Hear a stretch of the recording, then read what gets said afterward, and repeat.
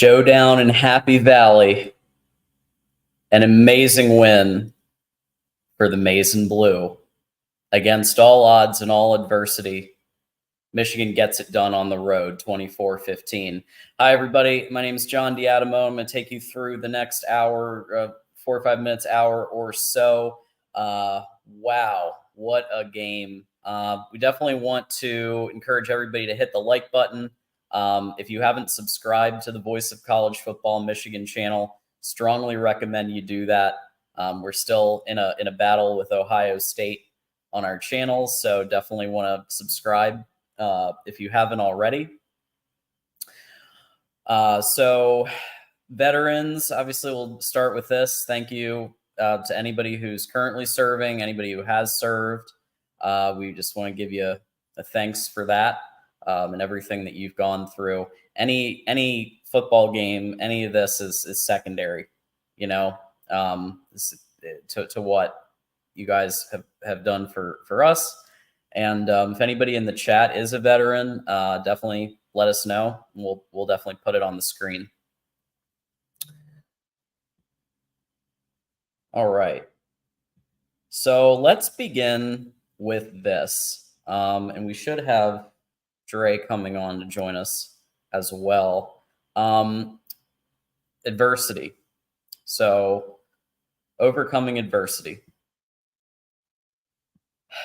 This was obviously a game where Michigan's back is against the wall, but so was Penn State's. We have to remember that, right? Michigan, we thought we were going to get a TRO, and the judge was going to issue a judgment last night. It didn't happen. They want to bring everybody in on Friday for a hearing, which means Jim Harbaugh did not coach today. Obviously, Sharon Moore then had 3 jobs, right? He had the head coach, and he called the offensive plays, and he's the line coach at the same time. So he was going triple duty today. When it's rare that a coach these days is even offensive coordinator and O-line coach at the same time, well, he also tacked on being head coach today. And the emotion that he showed, I think, just said it all. It just said it was a good statement of kind of where we're at.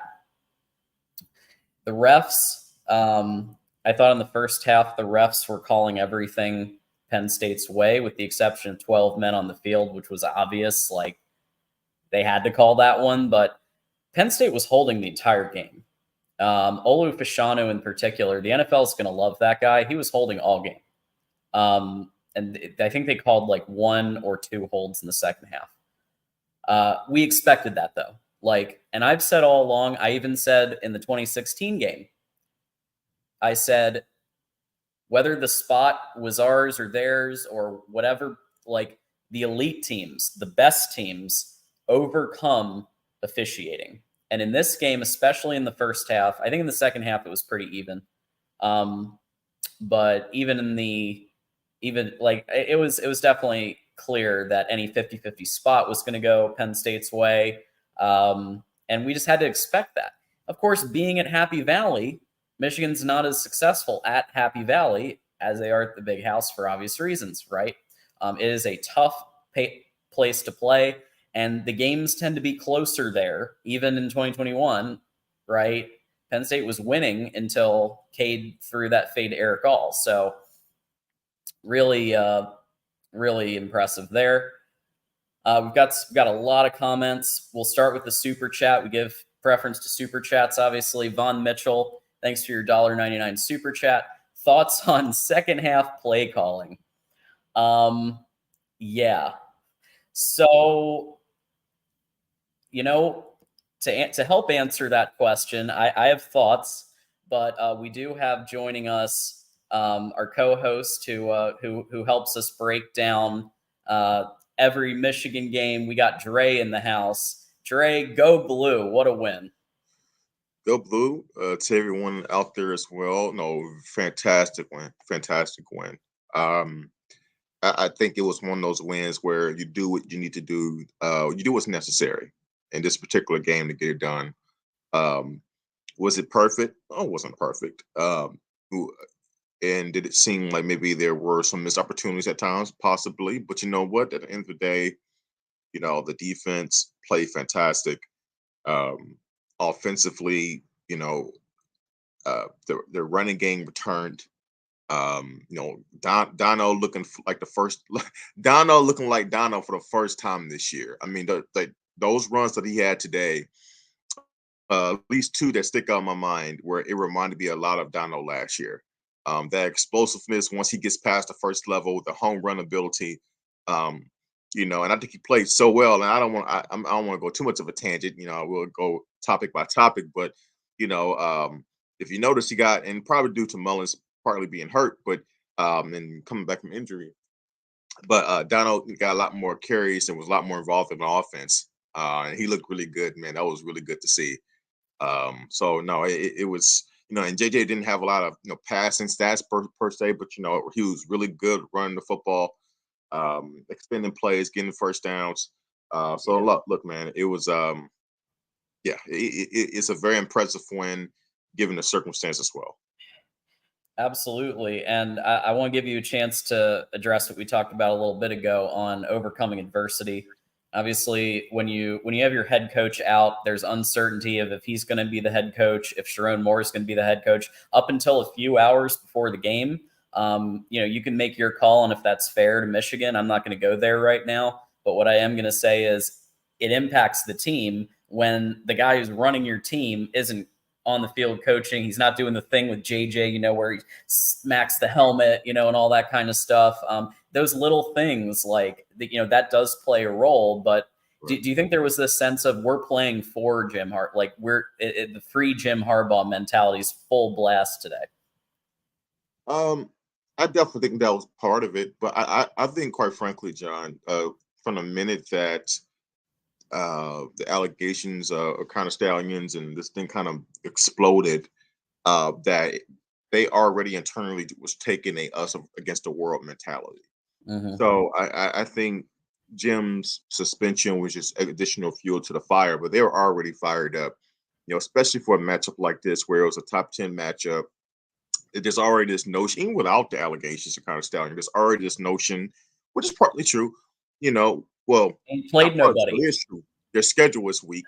They haven't played anybody. So they had, I think, many motivations, going into this game to prove a point that, for one, we are legitimate no matter what. No matter if you say our schedule is weak, no matter you say that we're cheaters, that we need to use different, additional ways of scouting and game planning and dissecting to beat our opponents, so that there were tons of different motivations that I think aided them, and I think it would aid them throughout the rest of the season going forward.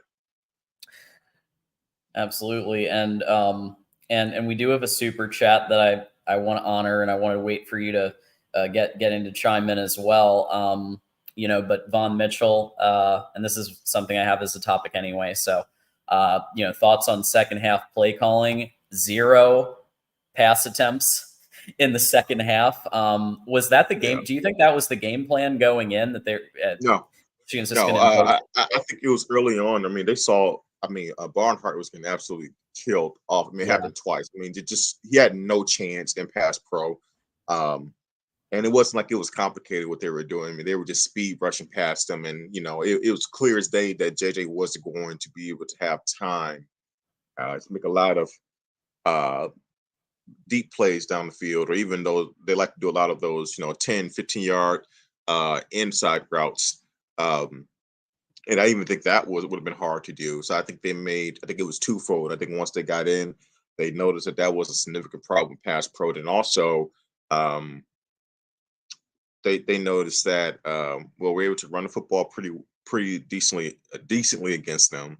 Then also, Penn State's offense was struggling with a mixture of way Michigan's defense is playing, a mixture of the two. That we're not going to make it easy on them. We're going to limit any possible mistakes. We're going to run the football. We're going to be very conservative on offense, and we're going to get out here with a win. And I think if the game got to the point where they needed to dial something up in the pass game, they would have done it. But I think Jerome Moore is like, look, we're not going to rock the boat here.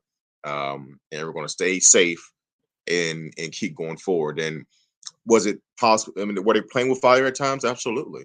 But they did what they have to do, I think, and I will surely hope that, especially if whatever happens with this conjunction, that um, Troy Moore doesn't get too tied to that approach.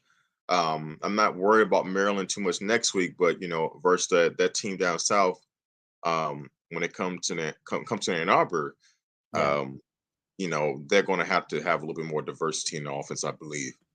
So hopefully it was just this half for this particular game, considering if Jim doesn't come back.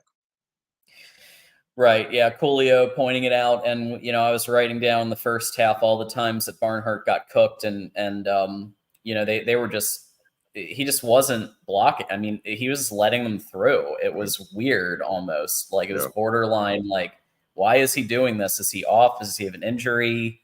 And I was saying, like, if this keeps going, put Trente in, even though I guess they had him in at tight end today. I don't know why they did that. If Bredesen is somebody's like injured and or like not feeling as good today, and they decided to do that, or if that was what Isaiah Hole meant by we have something a little different planned for Penn State. If Trente at tight end might have been part of that, I don't know.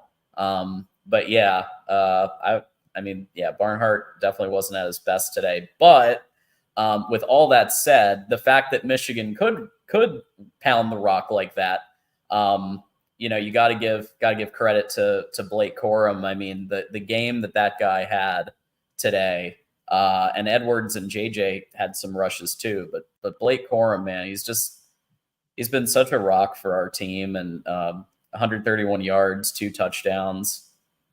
Like, he was the difference maker. I mean, if you look at the stats, like JJ Barrett, like he went 7 for 8. Like he didn't have to do much at all today because of what Blake Corum was doing. I mean, just look at that. Like that's like incredible.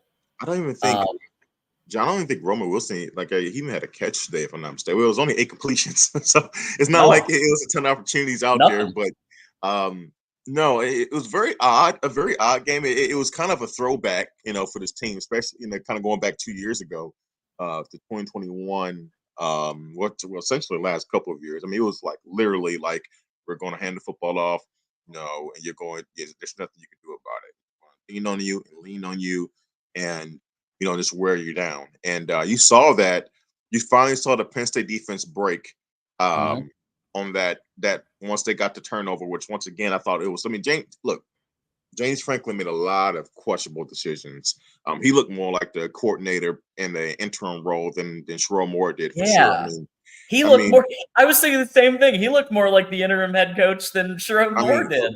For God's sakes, I mean, it's interesting, and we're not going. Look, that's their problem, but our guys have to take advantage of those mistakes. But it was definitely a rolling. I mean, you're down 8 points, and then you decide to at your own 35-yard line to go for on 4th and 6, not 4th and 1, which I can understand. Go for it on 4th and 6, and you don't get it, or it was something like that, 35 or 30, whatever it was, and then of course Blake the very next play breaks it for a touchdown. The defense finally broke. You know what I'm saying? And to do that, and then the whole going for 2 when you're down 15, and at least if you kick the PAT, you extend the game to still a 1 possession game. Anyway, it's just those type of things too were incredible to see. But yeah, but you know what? At the end of the day, you don't apologize for when a team makes their own mistakes. It's your job to take advantage of it.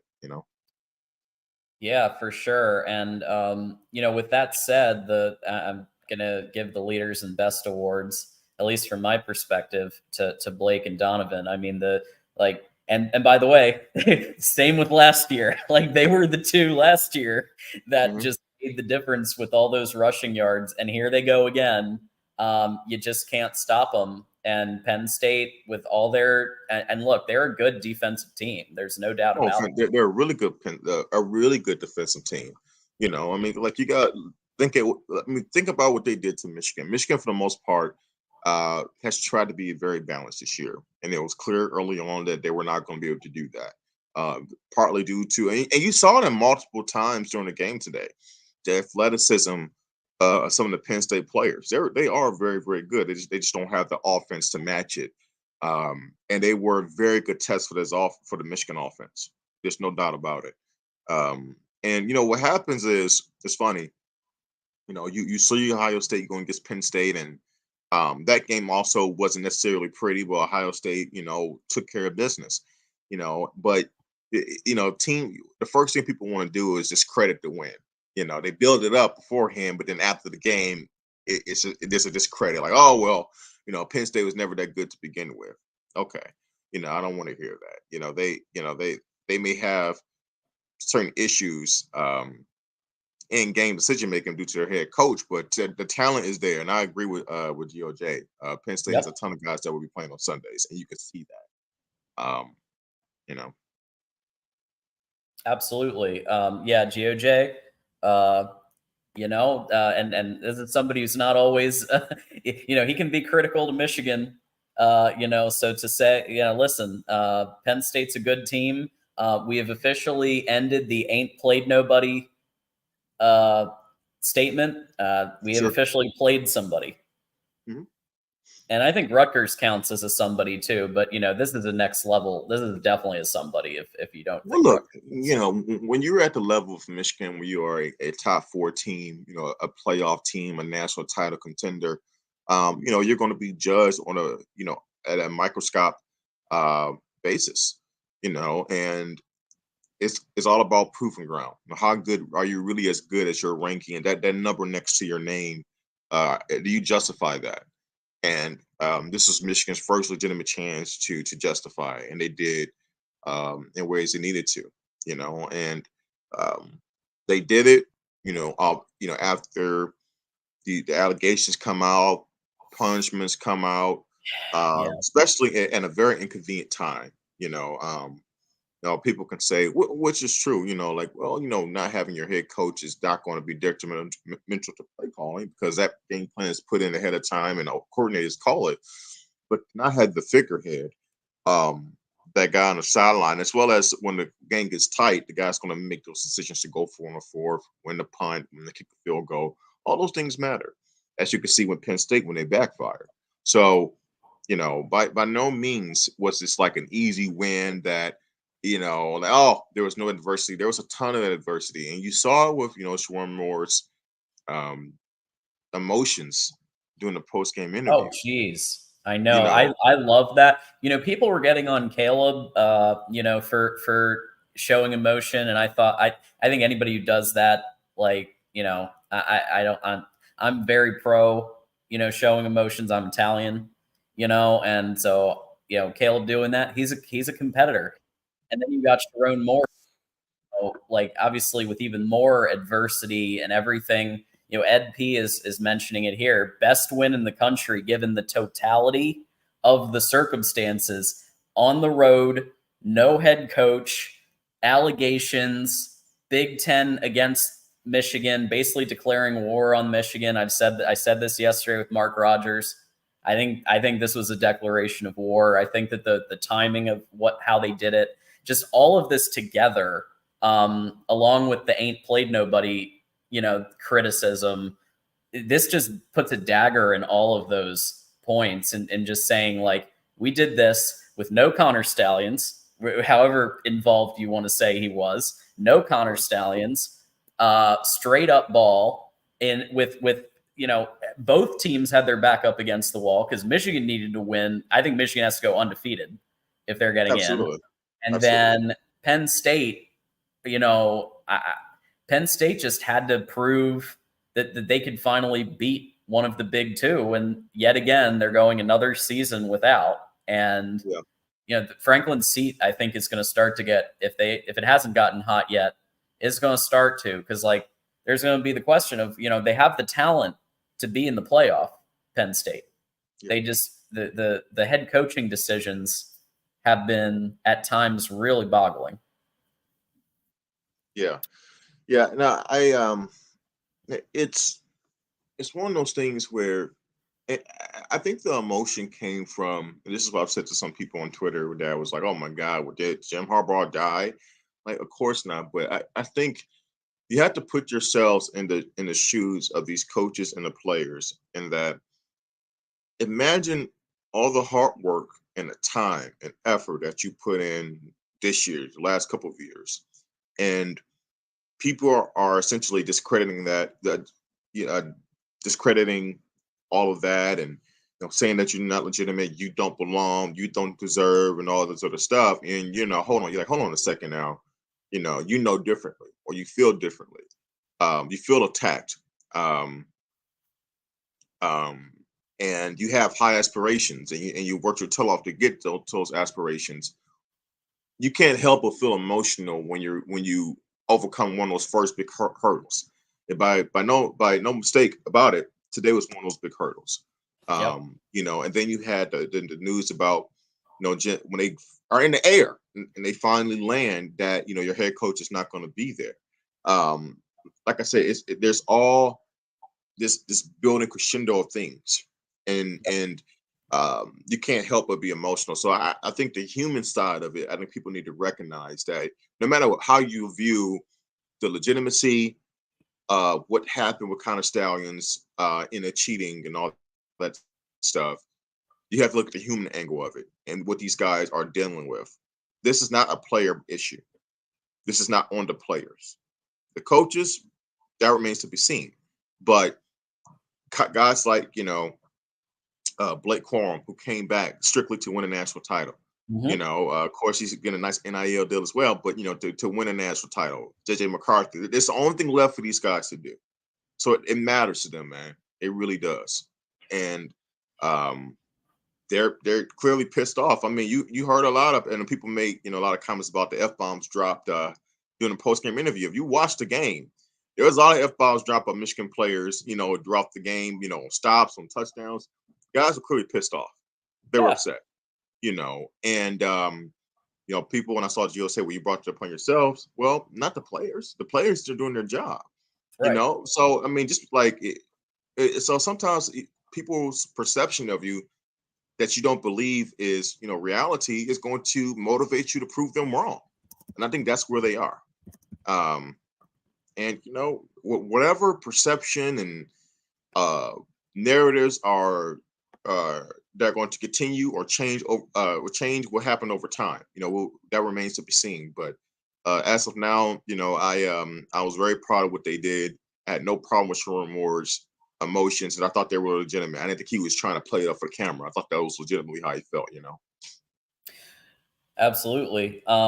Just going to remind everybody, we got 350 on the watching right now. Please hit that like button. Please subscribe to Michigan Football, the voice of college football. Share this with a friend. Let's blow this thing up. Really appreciate everybody coming in.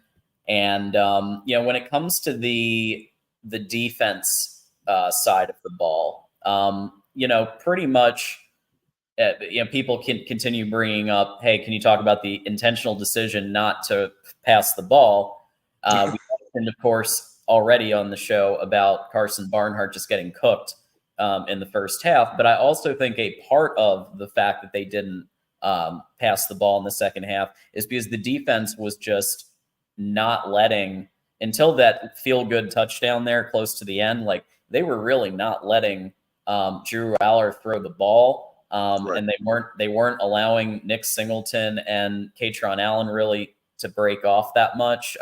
They did somewhat. I mean, they did have 164 rushing yards, but like those are two really good, really talented running backs on their side too.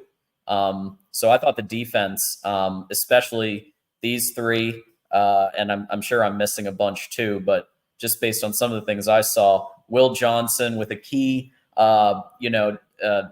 play to prevent a touchdown. You got Ernest Hausman, that play to, obviously to early in the game there with Hausman, stopping Drew Aller there, that I feel like all these big wins, including like against Ohio State, there's that definitive play. And I know that it wasn't like a huge, like an enormous thing, but like I think from a mental perspective and a battle of, football's a battle of wills. Both sides are trying to impose their will on the other team. And Ernest Hausman doing that to Drew Aller, I think was kind of like, oh, this is how this game is going to go. Yeah. I think it like set the tone for this type of like just rushing and just physical win that wound up happening. What do you think about the defense? I mean, I thought the defense was very, very good. I mean, I thought you felt they definitely had a high degree of energy to them. I remember, speaking of quote unquote F-bomb dropped, Grant, number 78, made a play, blew up a play in the backfield, and you could see the emotion right away. Like, I mean, these guys were shot off a cannon, today. They were ready to go. Will Johnson, doing an incredibly key early breakup to force a field goal, which was ironically Michigan's first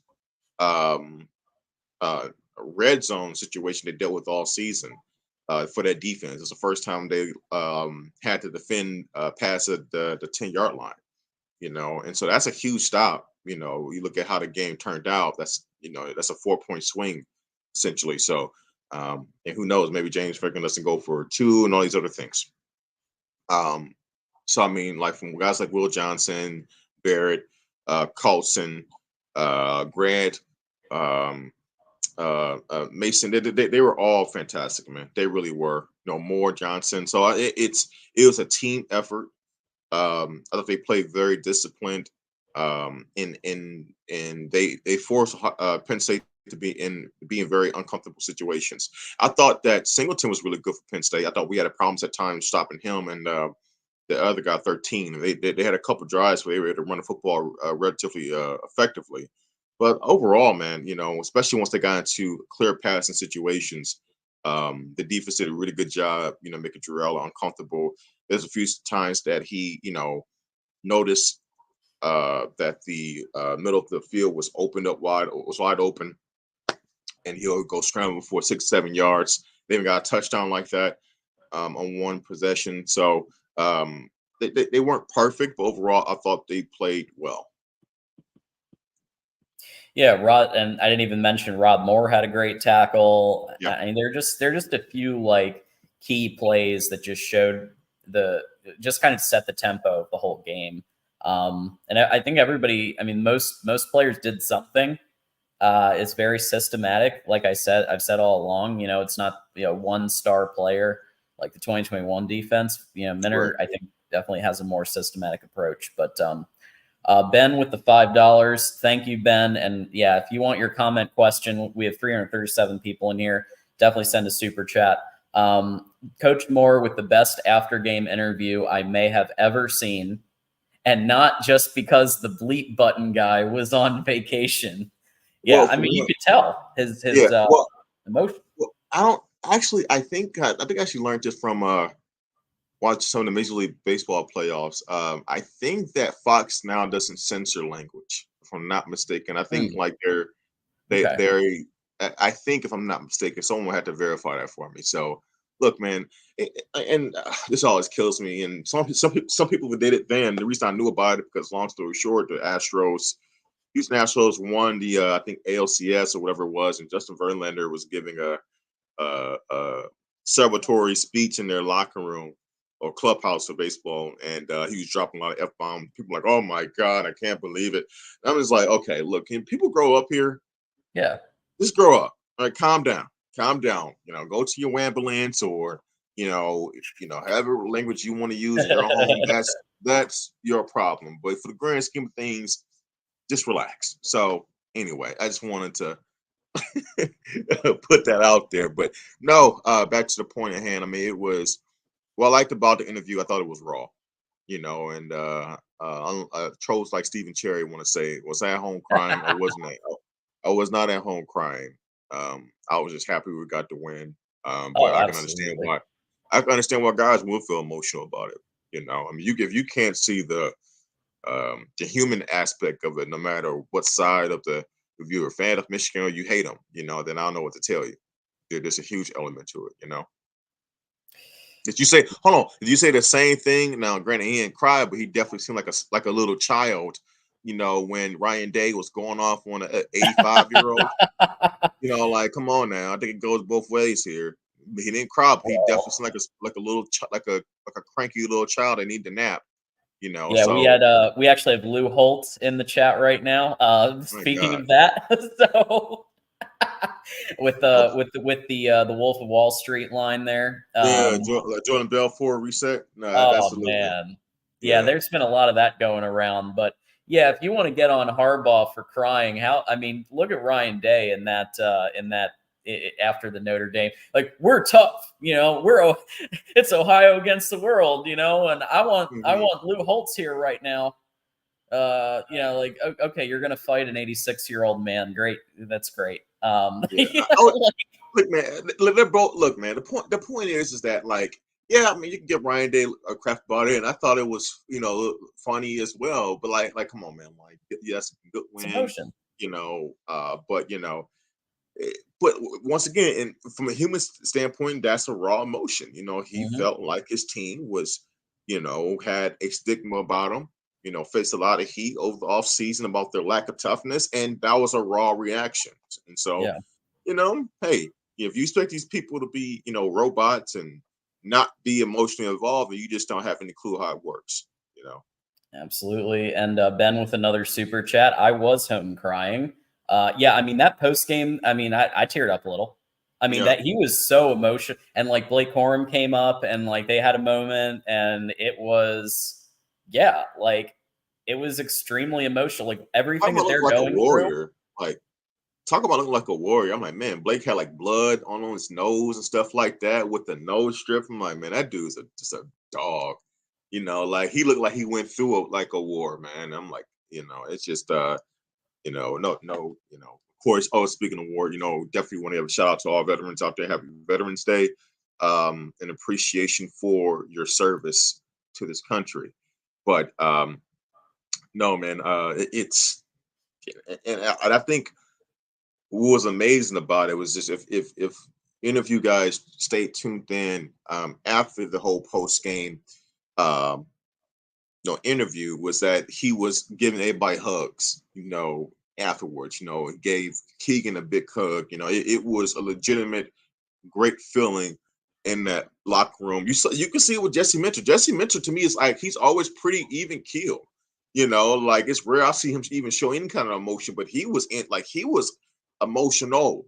With big stops and change, it meant something today. Besides just winning, like there was, you could tell it was a true full emotional investment from everybody. And that's the type of Michigan team that teams are going to face going forward. I don't care who you are. You're going to be in for a long day. Yep. Rob J, respect to the vets. We did a little mention at the beginning of Veterans Day, but if anybody in chat served in the military, has family, that served, thank you for your service. Obviously big day for that.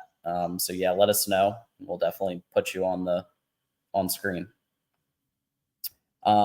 So I do want to dive in to what's been going on, because obviously I've been talking about it, on Big Ten Live and Michigan Wolverines Live, and yesterday for Mark's show. But I want to give you obviously an opportunity to kind of give your thoughts on what's going on as well. Like, obviously we got the official Big Ten notice yesterday that Jim Harbaugh is suspended until the end of the regular season. Right. So that includes obviously today, next week against Maryland, and then against Ohio State, unless Michigan gets a TRO, temporary restraining order, to delay that. But there is a hearing on it Friday to kind of determine if they're going to do that or not. And so based on what you've been seeing, and I'm sure you've been checking a lot of stuff out, but what are kind of your thoughts at this point, like on everything? Well, I mean, I thought it was incredibly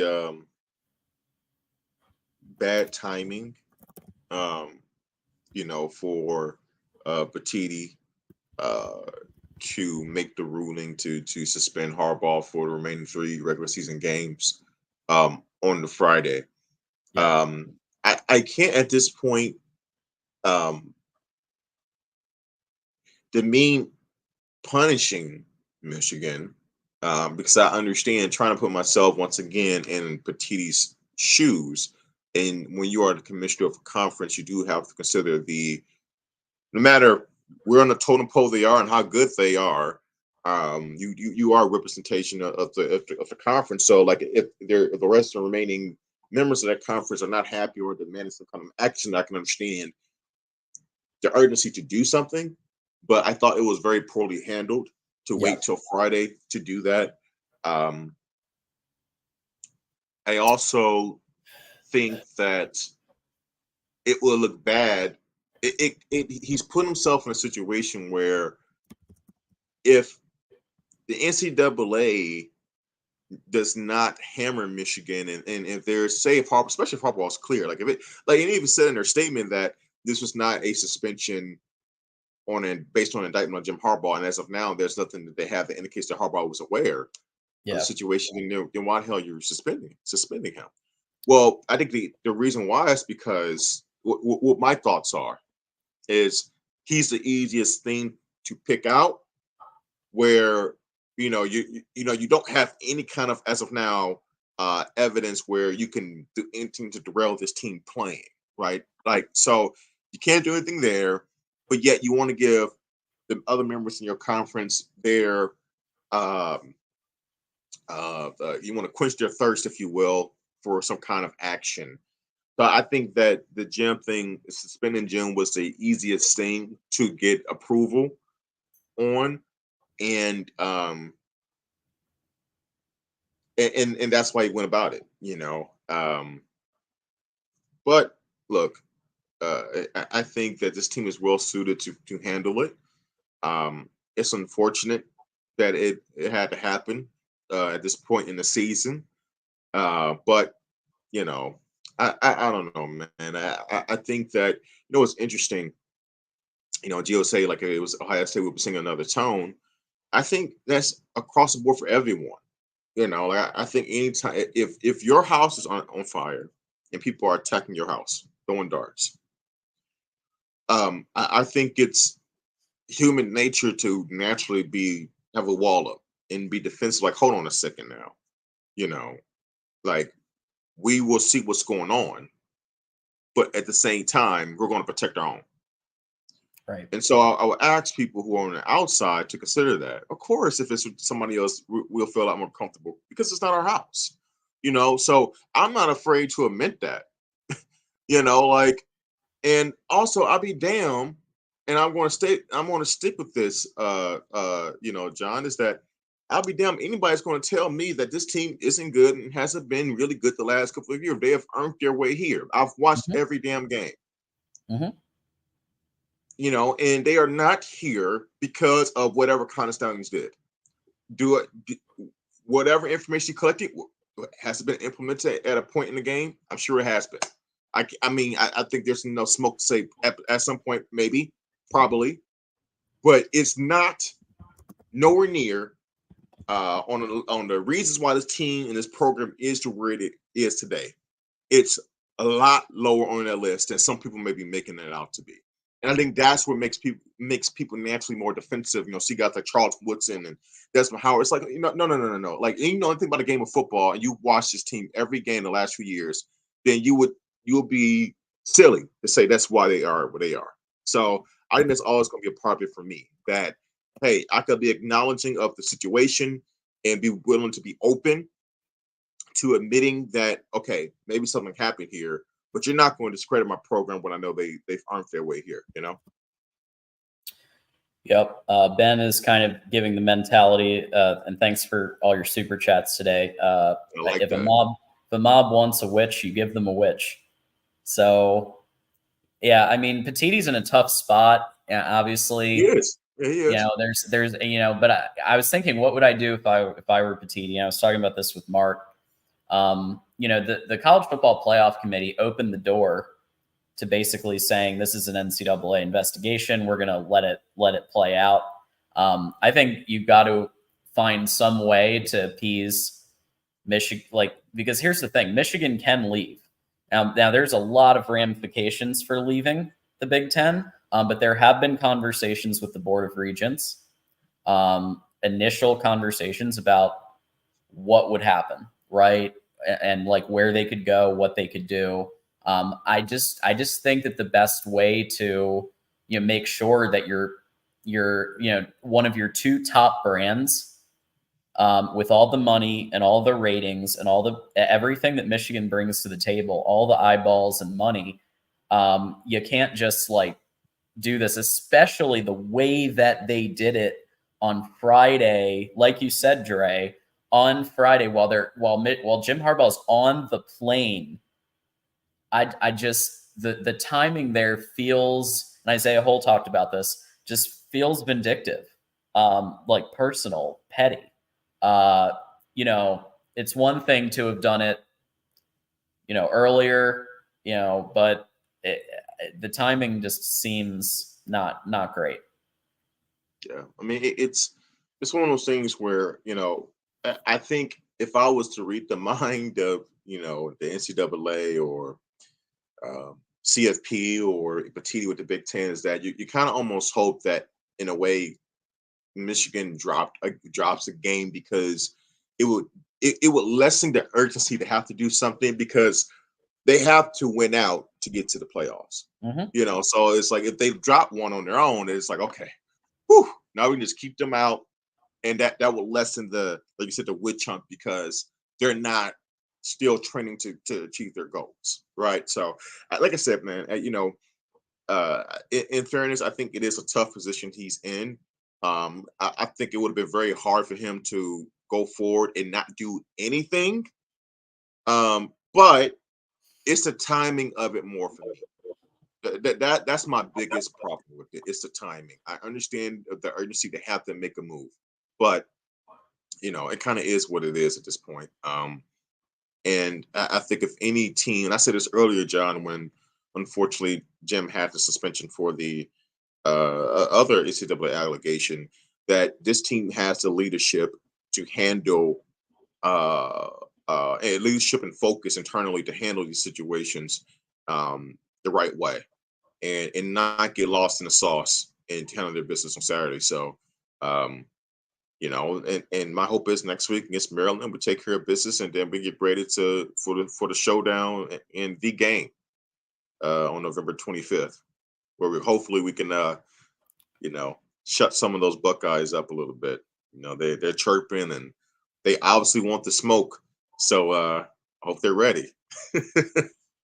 Yeah, I wonder if because if you remember last year, something similar happened where Michigan was just pounding the rock, for almost the whole season. And then against Ohio State, all of a sudden, JJ's just lobbing them to Cornelius Johnson and Loveland, and especially those two. And maybe the reason, and again, this could be, it might just be because Barnhart was getting cooked all the first half, like you were saying, Dre. But there is a part of me that thinks if we were behind, we would have passed, number one. And number two, I think they want to save. I know you hear this every year, but it was true last year. I think they want to save their best Roman Wilson passes maybe for Ohio State. I hope, because they were ahead. I mean, I'm trying to think of. I think Penn State was leading when it was 3-0, and that was the only time. Did they lead? I'm trying to think if they led again in the game. No. But Michigan it was just the type of game that Michigan wanted to wants to play. They want to play this grind it out, run heavy. This is Michigan's favorite type of game.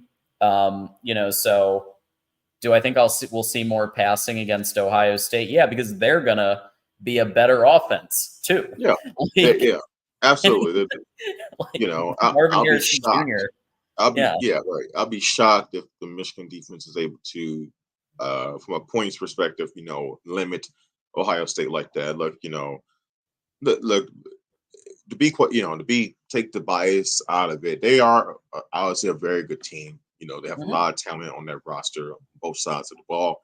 Yep. They're going to be highly motivated to, to get at Michigan. And we know that, because at some point, it was flipped for a while, where you have to go through a whole. I talked to my my in-laws about this, because actually father-in-law is an Ohio State fan. I got married into an Ohio State family. I've told people in the chat many times about this, but I think always the worst part about losing the game is that you have to wait a whole 365 days, excuse me, to rewrite the narrative, to change. You got to go through all those days, full year of trash talk, and not being able to do anything about it.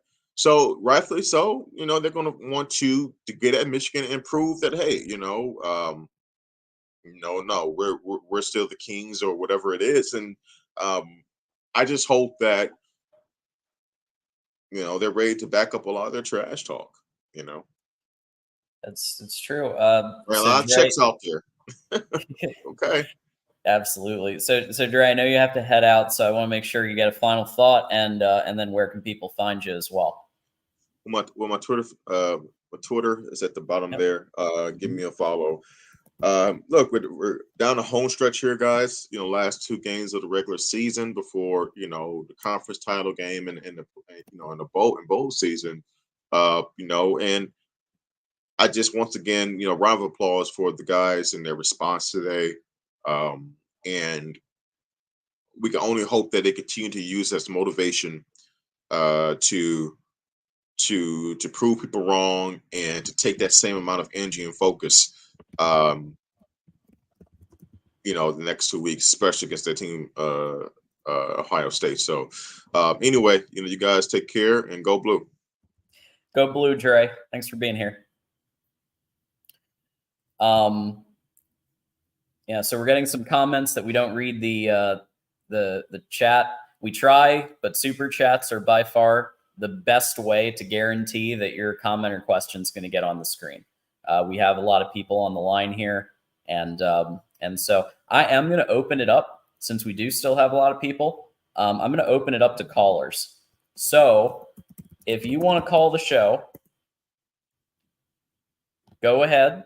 We'll keep rolling here for a bit while we still have some folks. So go ahead and call the show. We'll take maybe one or two calls and get your thoughts on the 24-15, I think, program defining win against a top 10 opponent at their house. 24-15, Michigan wins this ball game. What's the number? I've got it. So we don't do numbers. We do StreamYard. So just go ahead and click that link, pop on right in, and you can have camera on. You can have camera off. I don't care. Program defining win, absolutely. GOJ, thanks for being here. I know, we have some Ohio State fans joining us today. We appreciate the traffic and the support, and I know some of them even hit the like button, so we do appreciate that. Yeah, ADIZ, I think you're right. I think, and Dre was saying the same thing. Like, the pass rush, he was not letting us pass the ball much, and Carson Barnhart just kept getting cooked. Like, there's a reason why we didn't pass the ball a lot, other than the fact that they did. I think Sharon Moore tends to like to run the ball a little more, given the fact that he's O-line coach as well. But all right, we have joining us, we've got Von Mitchell on the line. Go Blue! Thanks for joining.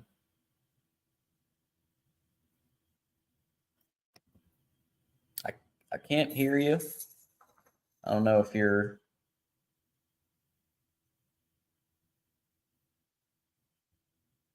Okay, we'll try back in. Feel free to call the show. And I'll start taking some questions now from chat as well. Hey guys, any guess as to where Michigan will be in the CFP rankings? Well, probably 2. I don't know if they're gonna. I could see it. I don't know. There's a possibility for 1. I think this is one of the best wins in the country, especially given the circumstances. But I could see it being 2. Depending on how Ohio State does and how Georgia does. Is Georgia playing this week? I don't remember every single team schedule, but let me know, guys, in the chat. We got Vaughn. Let's try Vaughn again. Hey, Vaughn, Hey, John, can you hear me? Yes, I can. Thanks for coming back. All right, sorry about that. You're good. I just wanted to. Do you think that like I know you talked about Carson Barnhart being blown up in the first half, and it seemed like later on in that half that Ron Moore made some adjustments. But do you also think that Harbaugh told Sharon to kind of just keep it close to the chest, play conservatively? I think it's very possible.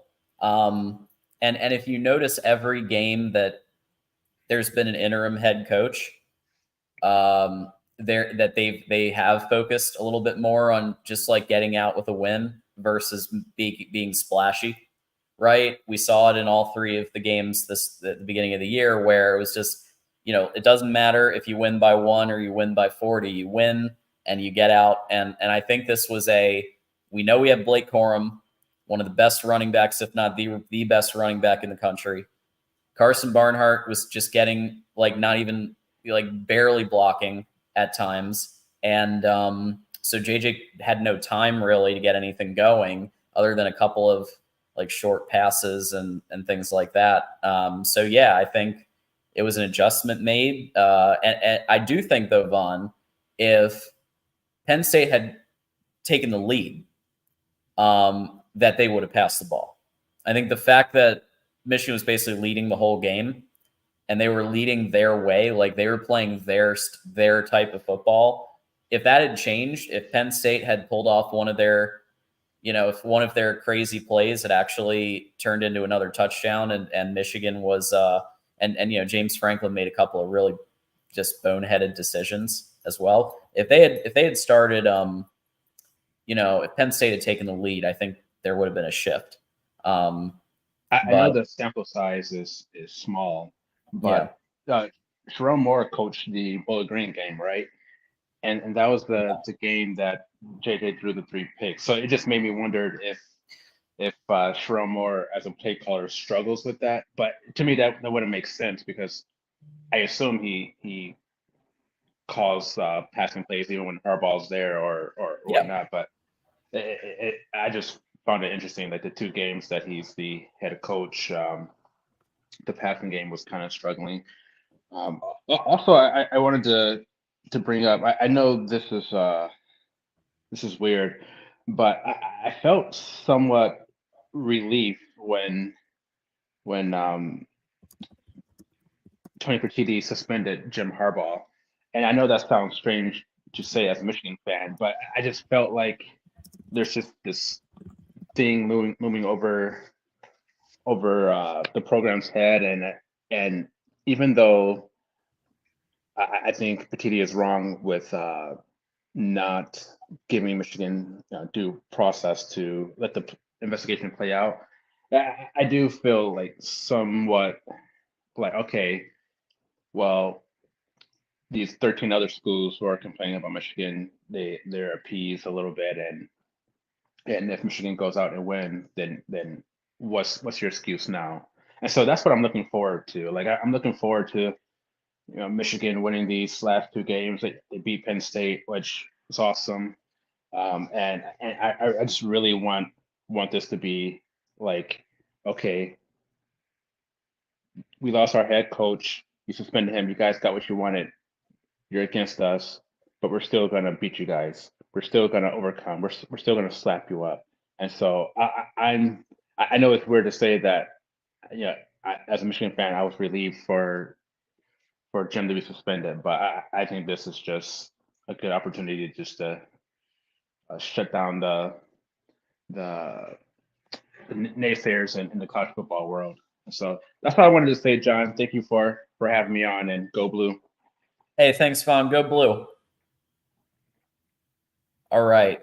Before we take our next call, this is just a reminder that when you're doing your shopping on Amazon, please click the link on any description. And you can, if you're already planning to use Amazon, you might as well use the Voice of College Football link. Get Mark Rogers a couple of bucks, because really, what's wrong with that? Help support the channel and all the content that we bring in every single week. We had Black Shoe Diaries on Michigan Wolverines Live this week. We've actually had some pretty solid guests, who have come in from Rutgers Wire, and I mean, you name it. We've had some pretty strong guests across the board, Spartans Illustrated, and so on. So this is the type of stuff, and Mark does it, and our USC hosts do it, and everybody who's bringing in, Oregon, who's bringing in these, great guests. Just takes a second to hit the Amazon link if you're already going to use it. Hit the like button. Really make sure you do that. Also, if you need tickets, go to ticketsmarter.com. Use BIG for $10 off a purchase of $100. BIG 20 for a purchase for $20 off. And of course, join our Patreon. Become a YouTube member starting at only $2.99. On the line now, we got Moose. What's up, John? Hey there. Can you hear me? Yeah, you got to echo. Hold on a second.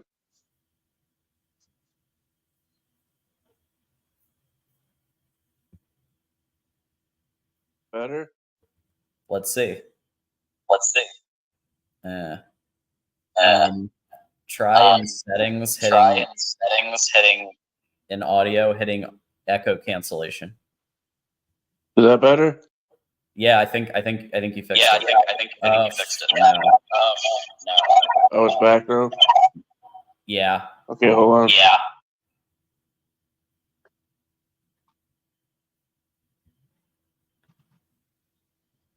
Is that better? Let's see if I hear myself. Hear myself. Yeah. Can you still hear yourself? Hold on. I do. Okay.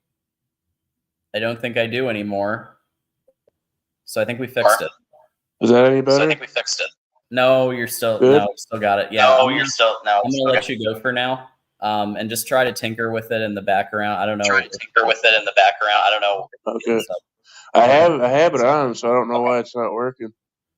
Should my mic be at default, or should it be at something else? Look at something else.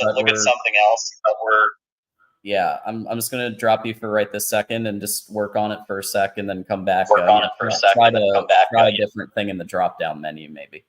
Okay. If anybody else wants to call the show, let's go ahead. We'll just put the link right here.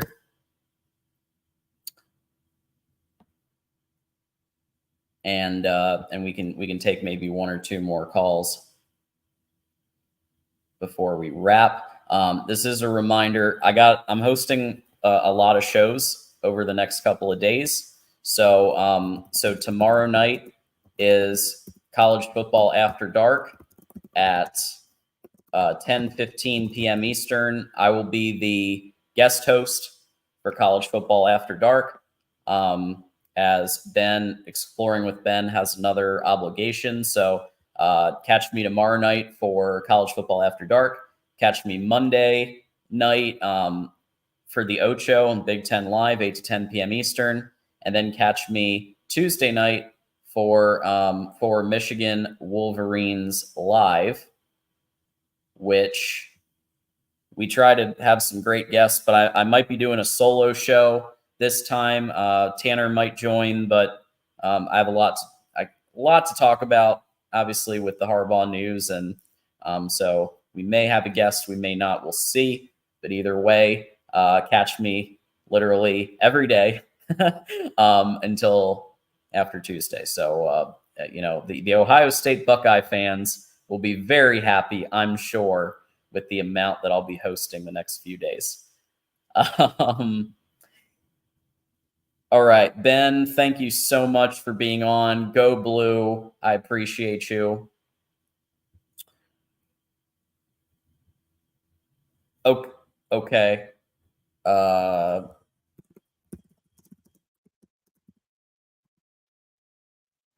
Yeah, we'll try that. Let's see what other comments we've got here.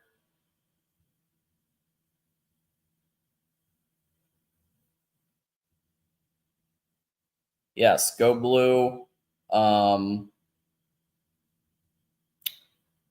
actually thought, yeah, Marcus, I was surprised too. Thought JJ would light up Penn State one-on-one coverage. Didn't know their D-line would be so good. Yeah, they were really good.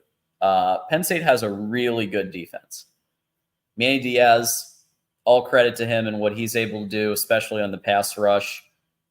D-line was just beating up. Yeah, I mean, the D-line was kind of beating up our O-line, especially, like I said, Carson Barnhart in the first half. And that's why they went with, pounding the rock in the second half. Okay, we're going to give Moose one more shot here. See if we can get the audio going. Oh, I still hear myself. All right, hold on 1 second. Okay.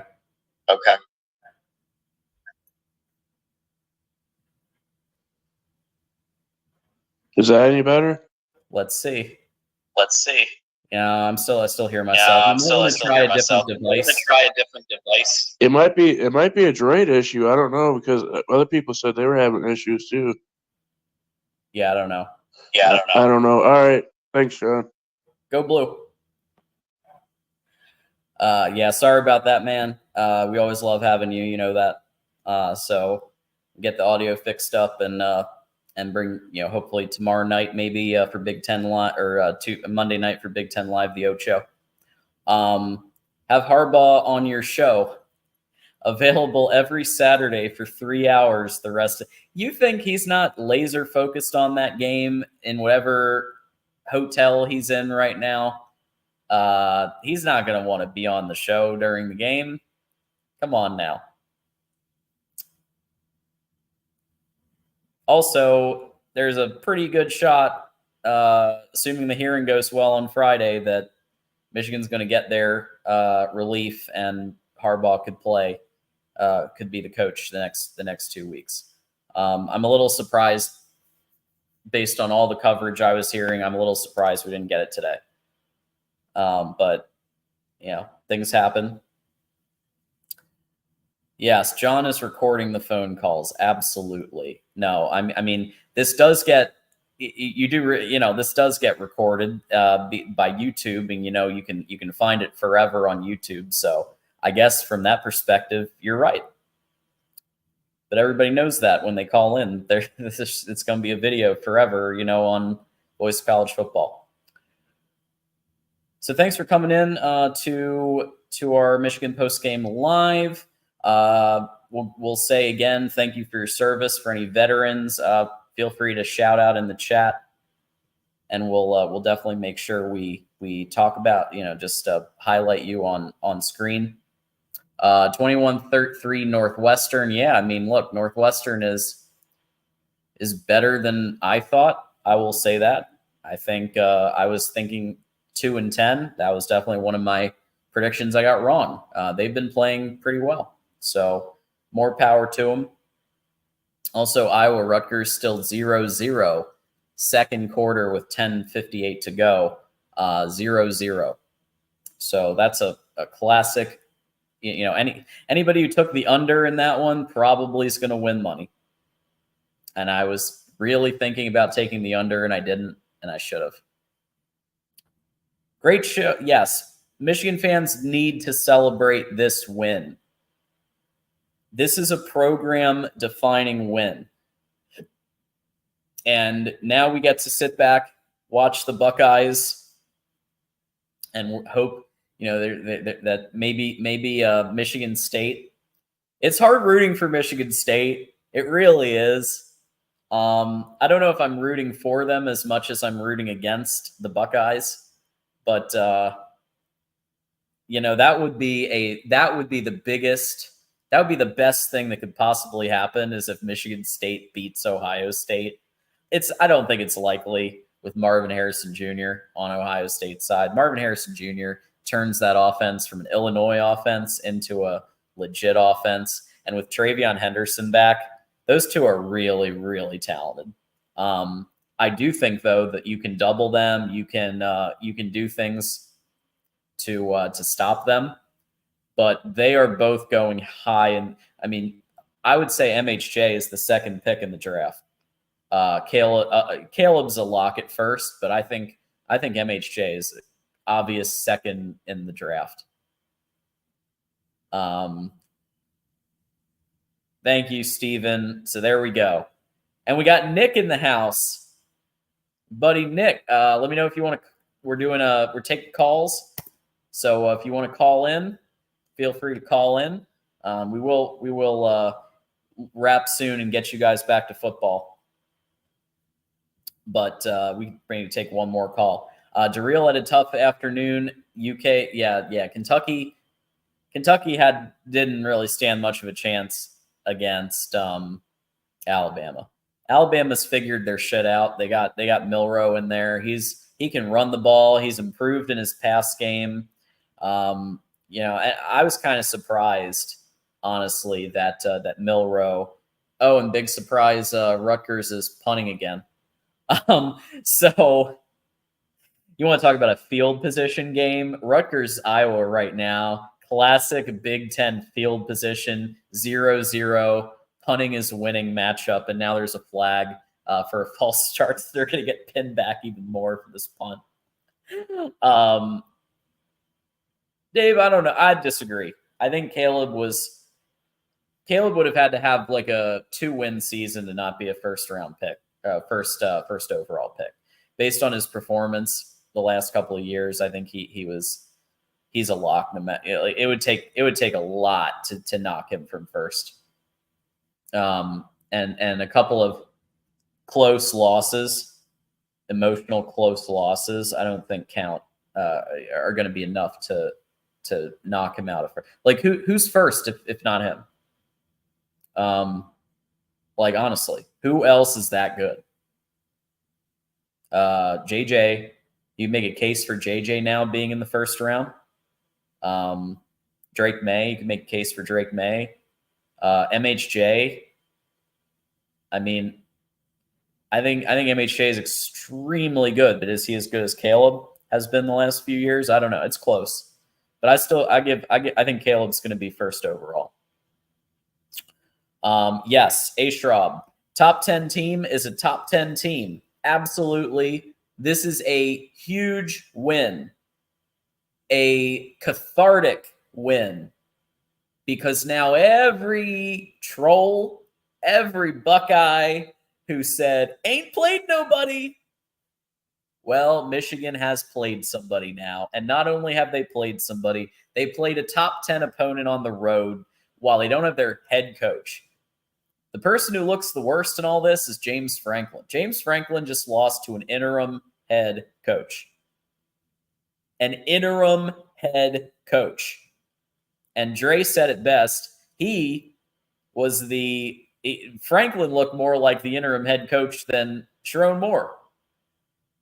And just, if you've been to Happy Valley, the noise from what I haven't been personally, but from the noise, from what I hear, that's one of the toughest places to play in the country. And even Michigan, I think is like what 6-6. They're at Happy Valley. I guess now it would be 7-6. I think I'm close with that, but I might not be right on. But yeah, I mean, Franklin, I think the buyout needs to get lower. But yeah, he's paid too highly, and Penn State has too much talent to not win one of these once in a while.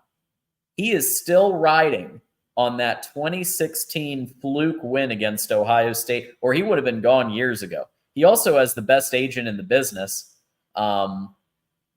who has consistently put out rumors that he's, interested in USC or LSU or whatever. Jimmy Sexton, he's one of the best agents in the business in terms of putting stories out, planning stories that the coach is interested in, or other schools are interested. He's got a lot of buddies in the media that help him put out stories, and it's a whole thing. And credit to him for it's this capitalism, man. But yeah, he's got another year, and there's no excuses for losing to Michigan next year. You can make an excuse for losing to Ohio State. There is no excuse for losing to Michigan next year. Michigan might have a new head coach. Michigan will probably have a new quarterback because I would say after today, I would put it to the bank. JJ's going to the NFL. I know today wasn't his best performance, but I'm talking about as a season and also the win today in general. I think he's going to the NFL. I do. So no excuse for Penn State other than it's going to be at the Big House. Or actually, wait, are they even playing next year? They're not playing next year, are they? Because of the flip in going to the Flex Protect Plus model. Are they playing next year? I don't think so. That makes it even sweeter. Because this will be the last thing that people remember for a while. Yeah. I forgot about that for a second. But yeah, Davis will take over. Arch Davis battle. Yep, thank you, Dependent Fanatic. Yeah, I remembered halfway through that dialogue. Oh yeah, that's right. Flex Protect Plus.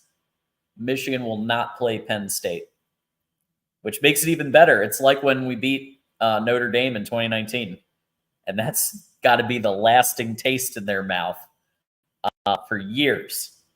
So he's all in. Everybody on the team is all in for the natty or bust. Everybody on the team. We have 78% returning production.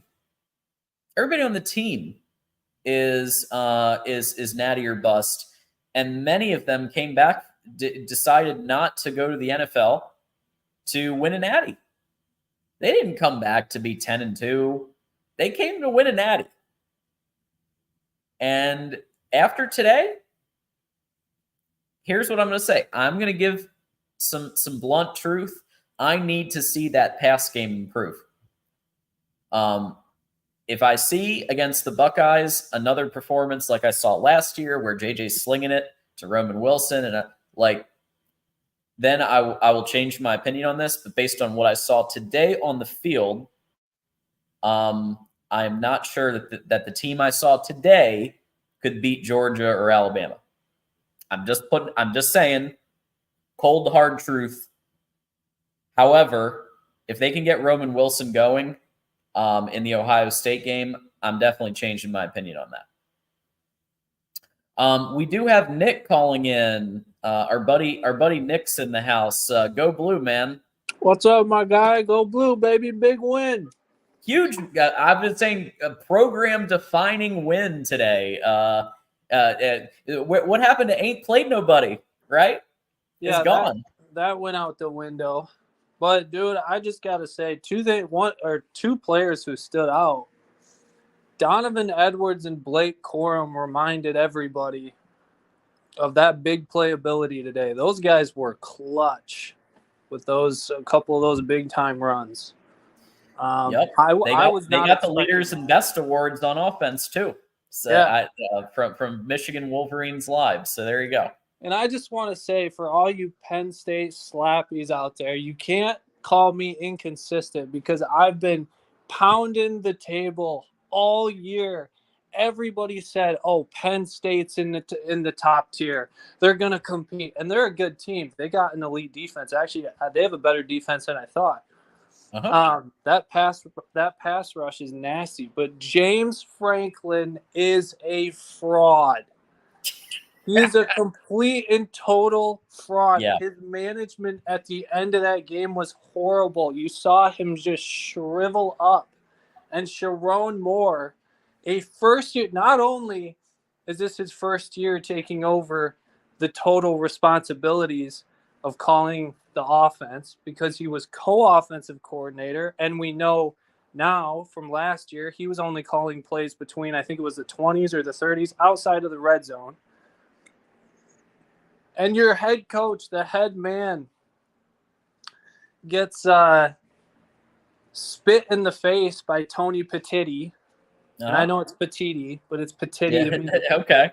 Yeah. Spit in the face, dropping that disgusting, embarrassing, just what a B. I'm not going to say it, but just what a B. What a total flaccid idiot. He just lost his job over that. He's probably not going to make it past a year as the commissioner. And then Sharon Moore comes out there, and he looked like the more veteran head coach. Yeah, that's what Dre was saying too. I agree. So I can't talk for too long. Just wanted to call in for a couple minutes, but great win. OSU fans are going to do their thing and just make up every single excuse because their head coach knows that program can't beat us actually on the field. So they can go do their thing, but awesome win. And I don't know, maybe Sharon Moore can throw his hat in the ring for head coach if Jim Harbaugh takes off to the NFL. We'll see. Yeah, I will say this: that Raiders gig opening up, I was calling it for months. We did a show on it, and people panned me for it, but I have to give the realness on both sides, and that it just feels like that last dance year. And I said the Raiders were the most likely place, and then look what happened. They fired McDaniels, and now. Yeah, I think Harbaugh's gonna if they don't give the $13 million a year contract soon and get that done, the Raiders are calling. There's the Chargers too, though, right? There's the Chargers. There's the Chargers, the Bears, but he doesn't want anything to do with Justin Fields. Harbaugh doesn't want anything to do with Justin Fields can't read a defense to save his life. He cannot read a defense to save his life. But does Harbaugh still? Didn't he have a home in Southern California? He used to. Does he still? Because he might. I believe he might. But the reason why I'm thinking the Raiders, number one, he's tight with Mark Davis. That always helps. Number two, beautiful new stadium. Number three, he could go get JJ. He could go get JJ and others. Yeah. Like, depending on how much power he has or what GM they hire, I don't know if they hired a new GM yet, but he could go get JJ. He could go get. I don't think he'd be able to get JJ and Blake both but maybe he could turn it could become the Las Vegas Wolverines real quick because he could go get like a bunch of Michigan players and he's gonna draft others obviously too, but. Imagine that. If I was him, I would go. Me too. Just because of the way you've been treated. It's clear that, and I just want to know, everyone's saying, oh, well, Michigan fans are overreacting by wanting to leave the conference. I have not heard one reason or iota or piece of evidence to suggest that the Big Ten wants anything to do with Michigan. The action that's been taken, the vitriol spewed online, just pure and total hate, disgusting stuff. I don't blame Michigan fans for wanting to leave the conference. And frankly, when you're, Ohio State's a valuable brand, but Michigan is way up there too. When you're being treated like this, you don't need the Big Ten anymore. Like, if people think that other conferences are not going to try to scoop up Michigan out of this, you're out of your mind. But regardless of that, if I was Jim Harbaugh, I would go. I think he wants to. He's flirted with the NFL over and over. And people forget, everyone's like getting upset at him that he lost. Like, okay, first of all, most head coaches are competitive freaks. And this guy lost to his freaking brother in the Super Bowl. Like, every time he has to sit at his family dinner table every single freaking Holiday out of the year and look across from his, I think it's his older brother or younger Yep. brother. I think And older. every Yeah. time his brother looks at him, he's looking at him like, yeah, I kicked your ass at the highest level. I've So- said this a million times, and I've said this. We did a show, Michigan Wolverines Live, called The Last Dance, and we talked about this. And literally, that was one of the first things I said. Like, imagine if you're Jim Harbaugh, you're ultra competitive, especially with your brother. He got the Super Bowl on you, and if in today's game that play gets called for DPI, and Cap could run it in at the 1 and they would have won the Super Bowl. Because that play would have gotten called in 2023 for DPI, and then you have Cap running it in. Then Jim Harbaugh wins a Super Bowl, and he doesn't come to Michigan at all, right? Because then he's probably still coaching at the 49ers or somewhere else because he just won a freaking Super Bowl. So alternative universe, obviously, but yeah, that's got to eat at him that he almost won a Super Bowl, and but if they give him a $13 million a year contract, I don't know how he can turn that down. And it sounds like that's still happening. And it sounds like, and he does love Michigan. He does love the team, the school. He obviously goes back, decades, right? So I'm on the fence still. I think he's more likely to leave than not, but I also wouldn't be surprised if a contract extension is announced in the next week or two. I think if he left, I don't think it's because he's afraid of any kind of NCAA punishment. I don't think that's how he operates. I mean, it's pretty clear that he views the NCAA as like a cockroach because he's come out and made statements. It's clear he thinks they're a bunch of frauds, and they really are by the way they act. But yeah, if he left, I think it would just be a better opportunity. I don't think it would have anything to do with, I'm running away from getting punished. I think that's a petulant child type of argument. But I did want to ask you this. I'll say Michigan's offensive line, their starting 5 is good. I am a little bit concerned moving forward, though. After this game, the pressure, consistent pressure, the tackles. Carson Barnhart was ugly early on, and he was getting cooked. They good for them. They adjusted. Carson Barnhart's not the best athlete, like we all know that. But is that your biggest concern moving forward? Before I answer that real quick, Iowa has scored, so it seems like 3-0 is probably going to be the halftime score. Congratulations, Game over. Iowa. Yeah, there you go. That might be game. I mean, I should have hit the under. I am so pissed I didn't bet on that game and hit the under because I knew that was going to happen, and I'm just like, 3-0 Iowa. But anyway, to answer your question, if I'm Sharon Moore, I'm trying. So you remember how they did that audition, Cade and JJ last year, and they did. I'm wondering if they don't split. They use the Maryland game as a let's see who's better, and let's put Trent. Let's do maybe Trente for a half, Barnhart for a half, and see who's better. Because I think Trente you have to is see the better what you have in athlete for Trente. sure. Yeah, Trente is the better athlete for sure. I don't think it's just one reason why they're struggling. Ladarius Henderson, they just really haven't gotten a ton of reps together, which is obviously the most important for an offensive line. So I definitely think that's playing a part of it. Those guys clearly don't gel as well as previous years. But yeah, Trente Jones is definitely a better athlete than Barnhart. So maybe you ought to just tinker with that a little bit to just see. Because the thing about JJ, we're not concerned about his decision-making or extending plays. But it's just if we're going to have tackles totally whiffing and there's immediate pressure, I don't care what kind of quarterback you have back there. That's going to be an issue. So, and as good as JJ is and consistent in everything, you've seen when he gets hit early in a game, like most quarterbacks, it does rattle him a little bit. He can start to make mistakes like any quarterback. So I'm concerned with that moving. I'm not alarmed yet because I still think overall it's a good offensive line. But there's definitely, now you've played a good opponent, elite defense, and you have a lot of things on film to evaluate and work with. So I expect them to get better regardless of what they do. But yeah, I'd definitely keep an eye out for that. So Yeah, as long as we don't see Miles Hinton again, because he was bad. Ladarius did get cooked a couple of times the last few weeks, but like overall, he's been, I think, solid enough to keep his job. Obviously, you got the guards, and they're all amazing. They're going to the NFL.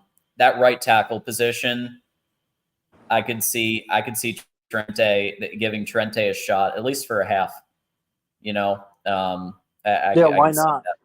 Why not? Yeah, Maryland is a great opportunity to tune up because yes, they have a decent quarterback, but their defense is crap, and we're probably going to win that game.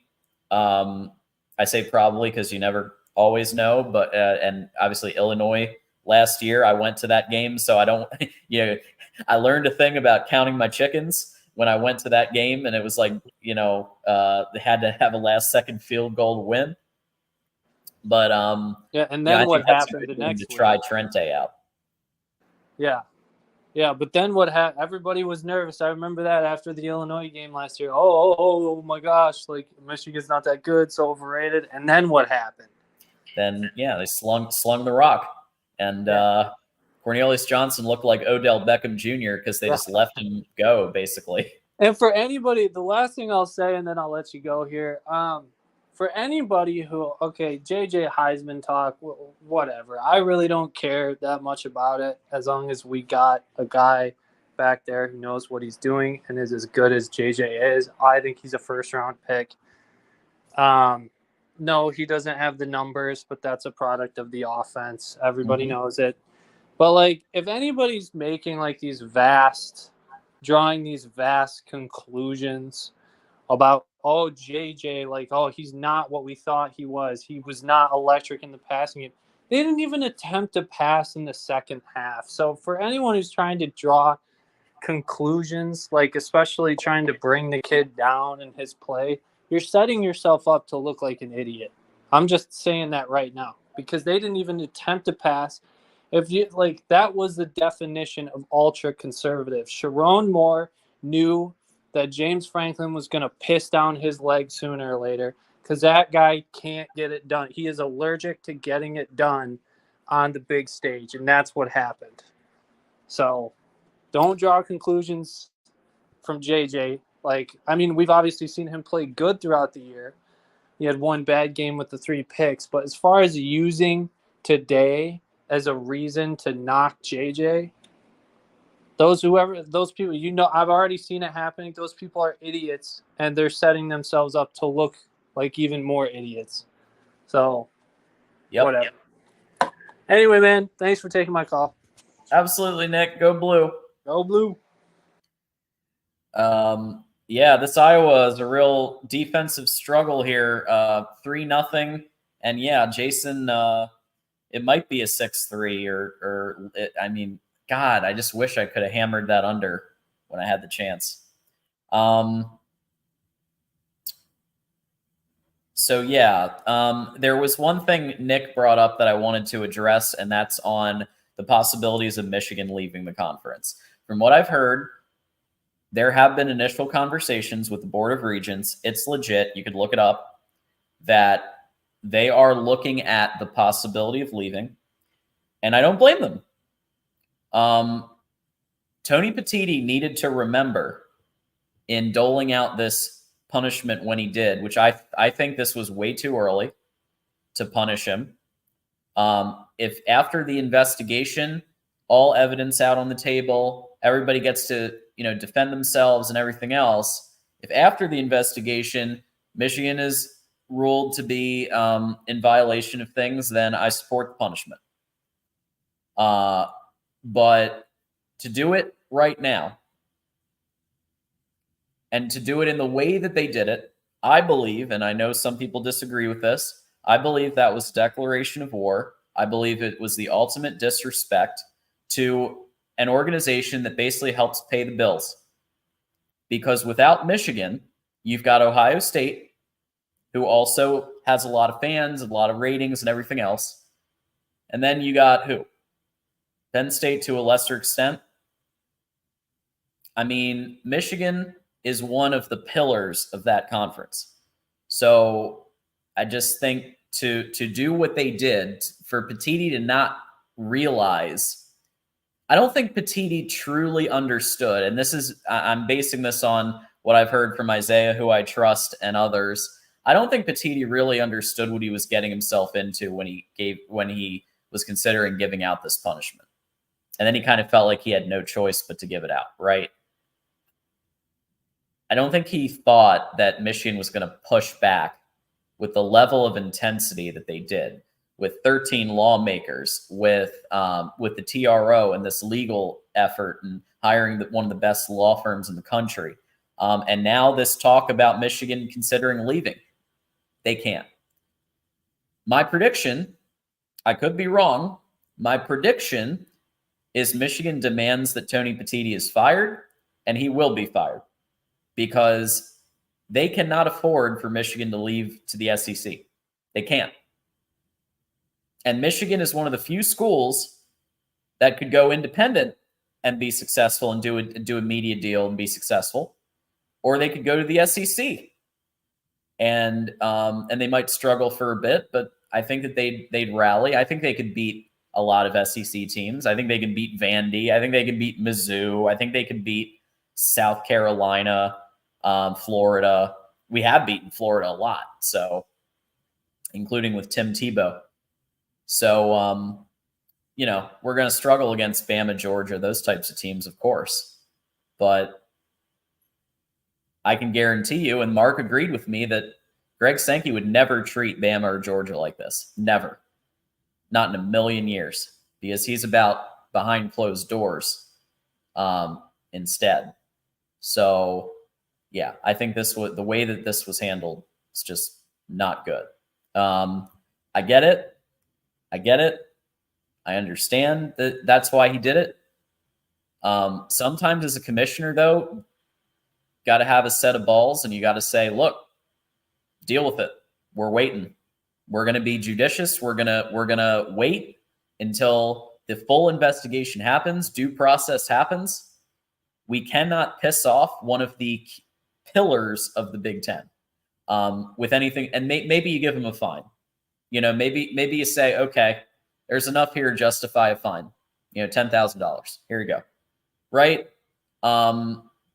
Maybe they could have done that. Half measure.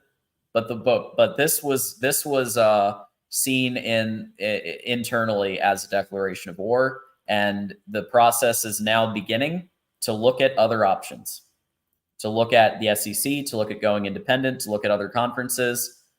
Do I think we're going to actually leave? No, because I think they're going to, as an olive branch, Tony Petitti is going to be fired to satisfy Michigan. I think that's what's going to happen. Michigan is too big of a brand, brings too many ratings, too much money, and so I could see them firing Tony Petitti to keep Michigan from leaving. Yeah. And the SEC media deal, it's not as big as the Big Tens, but it's still pretty big. And I think that's where we would most likely go. Yes, dependent fanatic, due process went out the window. President Ono said it best in his letter, let due process play out. We will support any punishment after the investigation happens. But to just do this now, when there's, by the way, folks, there is still not a shred of evidence that anyone else other than Stallions himself was part of this. There's still not a shred of evidence that any other staffer knew. There's still not a shred of evidence that even what Stallions did violated the letter of the bylaws. My reading of the bylaws is that it was about staff only in terms of going to games and in-person scouting. Because if you're going to say that anybody that you hire who whips out an iPhone, that's a violation of anything. Like, you got to make that damn clear. If it's not clear, it's going to go in the favor of whoever did it. So could they still get Harbaugh in the spirit of the law? Yeah. Yeah, they could. But I just don't think it's happening. So the NCAA will probably maybe get for Burgergate, probably lump this in, give him some more games suspension. But yeah, this is it's just, I think it's become way overboard.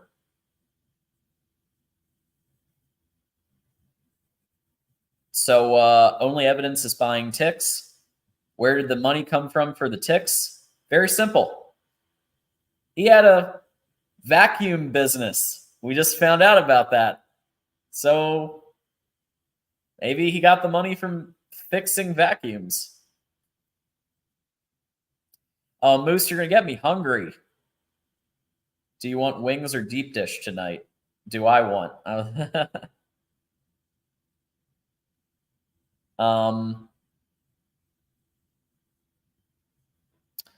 F the negative talk. We won at PSU today. Look, Rob, I get it. I want to just only talk. I wish I could only talk about the Penn State win, but we can't ignore this whole other thing. It's like, you can't ignore this whole other thing going on. We got to talk about it if we're going to be presenting the whole picture of what's going on. And the win is even more impressive because of what's going on. The win is more impressive because all this is happening. Because now it's an interim head coach that won on the road,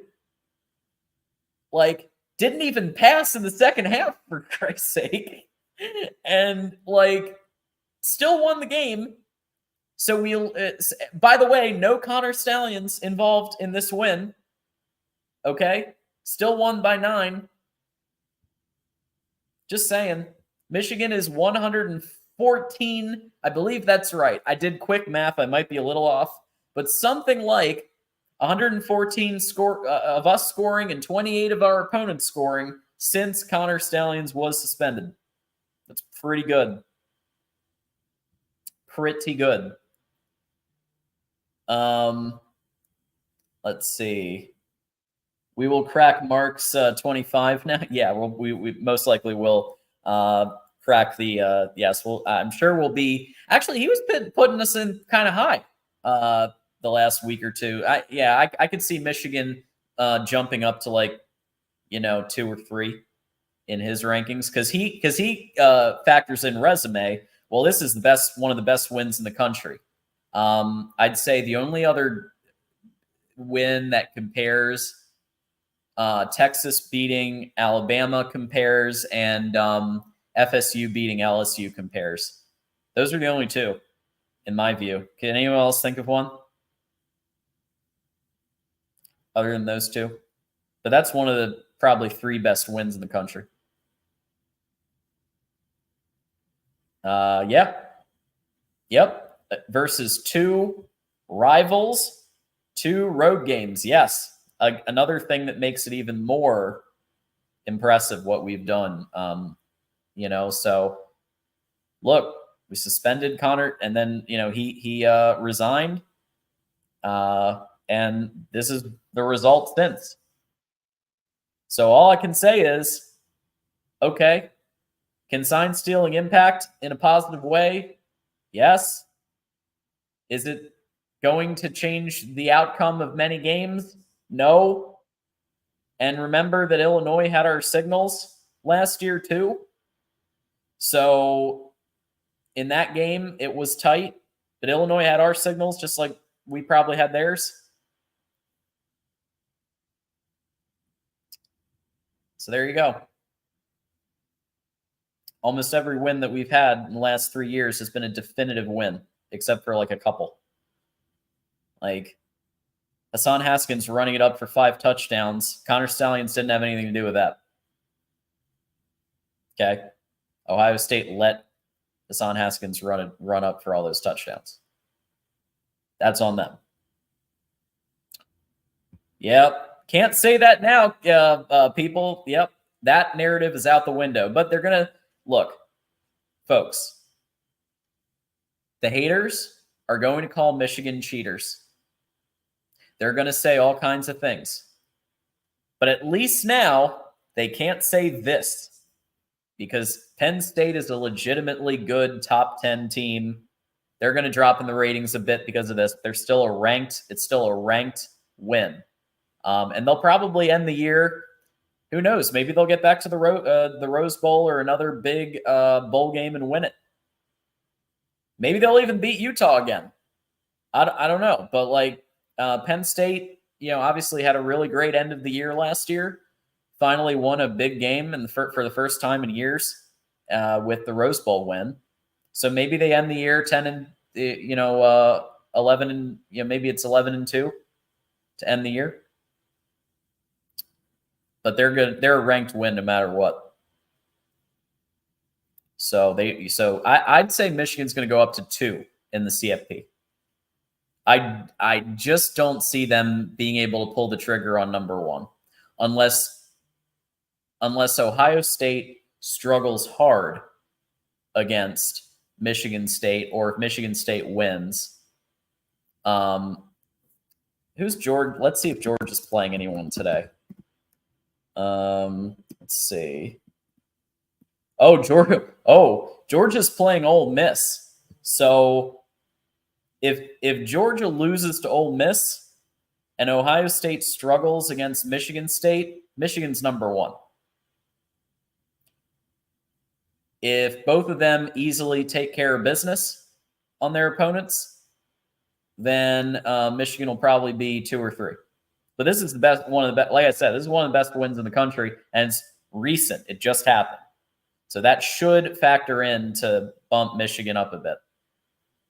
Ole Miss is a top, Ole Miss is a top team. All right. We still have 78 people. We appreciate your staying around. But I am going to wrap it up here. So tomorrow night, like I said, Exploring with Ben is not able to host tomorrow night. So I have been asked, and I have said yes to guest host College Football After Dark. So that'll be tomorrow night at 10:15 p.m. Eastern. That is a panel discussion. So if you want to be on that panel, you need to be a Patreon member or a YouTube member. YouTube membership starts at $2.99, and Patreon starts at $5. So sign up for Patreon, sign up for YouTube membership. I want to get a few new faces on the panel tomorrow night. So, feel free to let us know you want to be part of that. If you're a Patreon or YouTube member, we'll have you on the panel. And then Monday night is the Big Ten show, including the Ocho, which is the 8 to 10 p.m. Eastern block. And then Tuesday night, of course, we have Michigan Wolverines Live, our flagship show on this channel, which, of course, is Tuesday nights at 8 p.m. Eastern now. Usually Tanner Wooten from Blue by 90 joins us. If anybody has a suggestion on a Maryland, I will check to see about Maryland media members, see if anybody is able to join us. But it may just be Tanner and myself, or just myself. That's fine either way. But yep, so the next, not just tonight, but tomorrow night, Monday night, and Tuesday night, you'll see me around. Let's see. We got to Go Blue. We got to I'm Good with some new blood. I mean, you're always welcome. I'm just saying, like, let's maybe bring on a new, somebody new. In addition, that would be great. Come on down, and we'll have a great time. Go Blue, everybody. Go Blue, Dependent Fanatic. Yeah. All you need to do to be a panelist is to be a Patreon or YouTube member and let me know. I'll put the post up on Discord chat tomorrow morning because I like to know who's going to be on the panel early. And I'll post the outline, what we'll talk about. I'm trying to watch all the games here. Looks like Utah's up on Washington 28-24, so that's notable. Another lack of offense or lack of defense game there because it's still the second. It's so crazy watching Utah-Washington on one TV, 28-24, and then on the other side you got 3-0 with the Iowa-Rutgers game. It's like two different sports almost. Thank you, Moose. Hit the like button. Well, we'll see. I mean, listen, I also don't want to have nobody on the panel. So, like, let's, we'll see how it shakes out. We would love to have new people, though. Block M squad, absolutely. Go Blue. Great team win. Go Blue. Go Blue. Love it. Love it. Okay. So with all that said, I want to thank you all for joining us as we celebrate the 24-15 program-defining win against Penn State on the road with an interim head coach. Obviously, just incredible win. Thank you for your service. Any veterans that are in chat, we appreciate you. And you can find me on Twix at John Diadamo. So definitely follow me if you haven't already. There it is. Boom. So follow me on Twix. Salute the vets. Absolutely. Thank you so much, everybody who's in here. And Connor Stallions too. We thank Connor for his service too. So there you go. All right, folks. Reminder that tonight at 11:30 p.m. Eastern is the Voice of College Football wrap-up call-in show with Mark Rogers, Voice of College Football. So join us at 11:30 p.m. Eastern tonight for the wrap-up show. Always a great time, always lit. I'm sure tonight even more so, especially if Utah upsets Washington and with this win against Penn State. And, it would be really something if Michigan State pulls off the miracle, beats Ohio State. That would just be, that show's going to go off the chain if that happens. But yeah, join us. And, enjoy your smoke. I got one. If we win the Natty, I got 2 cigars ready to go. If we win the Natty. So, got them ready for the right moment. Okay, folks. Thanks, everybody, for coming on. Like I said, join us tonight and join us the rest of the next couple of days. And for everybody here at Voice of College Football, my name is John Diadamo saying, go Blue, and see you next time.